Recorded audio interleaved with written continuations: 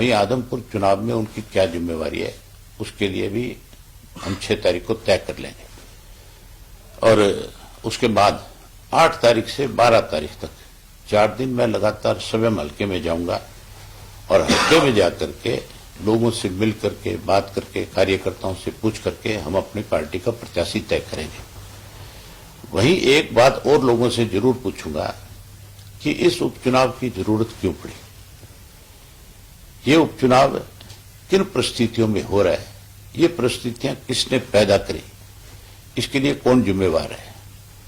ये उपचुनाव जो है ये इस्तीफा कोई इस बात के लिए नहीं दिया गया था कि कोई मेजर रीजन हो गया जिसकी वजह से इस्तीफा देना पड़े। मैंने तो इस्तीफा दिया था तो किसान आंदोलन चल रहा था, केंद्र की सरकार किसान को कमजोर कर रही थी, उसको जमीन से बेदखल कर रही थी, कहीं किसान की रोजी रोटी छीनने का काम कर रही थी। मैंने तो उन हालात में किसानों की लड़ाई लड़ने के लिए इस्तीफा दिया था, अपने हल्के के एक एक व्यक्ति से पूछ करके बात करके फिर रिजाइन करने का काम किया था। कुलदीप बिश्नोई ने क्यों इस्तीफा दिया, ये पूछने वाली बात है। कुलदीप बिश्नोई तो ये कह करके चुनाव जीतते रहे आज तक कि मैं अगला मुख्यमंत्री बनूंगा। क्या वो मुख्यमंत्री बनने के लिए उन्होंने रिजाइन किया या अपने बेटे को राजनीति में स्थापित करने के लिए?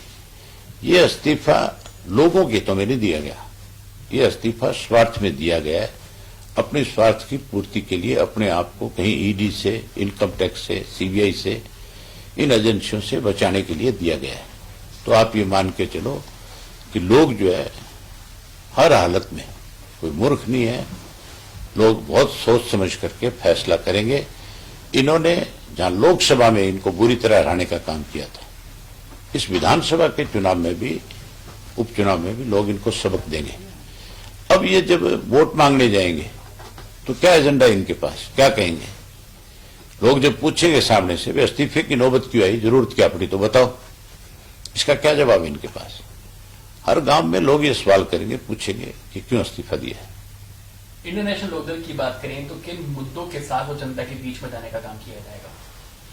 ये जो लुटेरों का गिरोह 3 साल से इस प्रदेश को लूट रहा है, जिसको आप गठबंधन की सरकार कहते हो, जो इन्होंने लूट मचाई है, जो जो इन्होंने घपले घोटाले किए लोगों के बीच में, वो सारे उजागर करेंगे। उसके साथ साथ ये भी पूछेंगे लोगों से कि इनसे पूछो, सवाल करो कि किस लिए चुनाव लड़ रहे हैं, क्या जरूरत पड़ी है। हमारे पास तो बहुत मुद्दे हैं, ये क्या कह करके चुनाव लड़ेंगे, इनके पास कौन सा मुद्दा है? सर, दुष्यंत चौटाला कह रहे हैं कि दिग्विजय चौटाला कह रहे हैं कि दुष्यंत चौटाला को हरियाणा की जनता सीएम के तौर पर देखना चाहती है। तो ये बात तो कह करके चुनाव भी लड़ा था, फिर तो जाकर के मिनिस्ट्री क्यों ली? फिर तो चीफ मिनिस्टर की लड़ाई लड़नी चाहिए थी।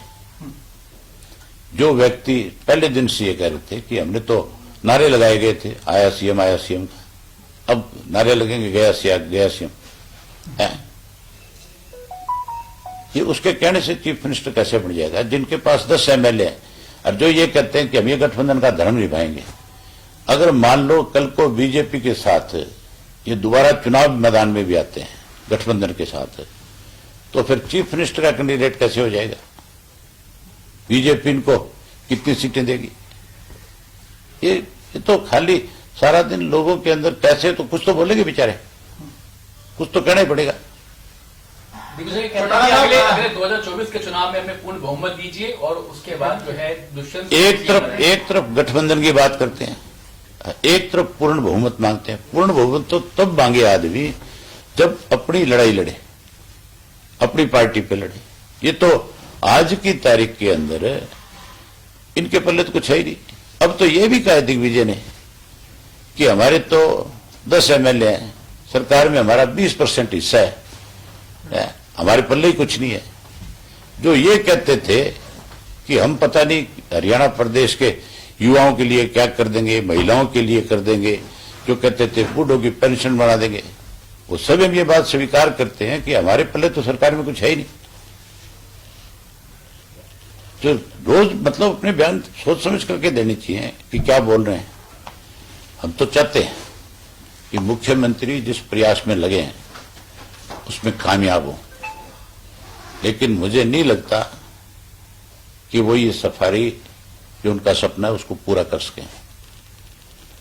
अगर दृढ़ शक्ति के साथ काम करें तो मुख्यमंत्री ने आज तक पता नहीं कितनी बातें कही है, उनमें से कितनी चीज आज तक सिरे चढ़ी है।